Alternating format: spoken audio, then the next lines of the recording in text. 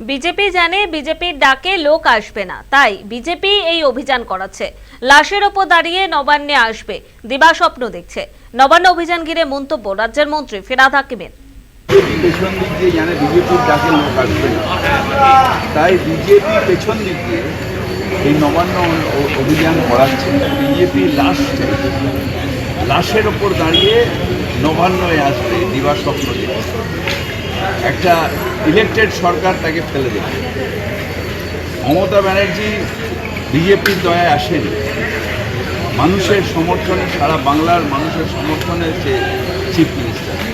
তাকে ফেলে দিয়ে ব্যাকডোর থেকে বিজেপির চিফ মিনিস্টার হওয়ার যে দিবাস্বপ্ন সেটা মূর্খ রাখছে। ওরা মূর্খামি করছে। অভিযানে বিজেপির হয়তো কিছু কর্মী যাবে, স্টুডেন্টের নাম করে হঠাৎ বয়স কমিয়ে কিছু পুরো ধাম যাবে, কিছু নবান্ন অভিযান হবে না, এটা মানুষ বুঝতে পেরেছে।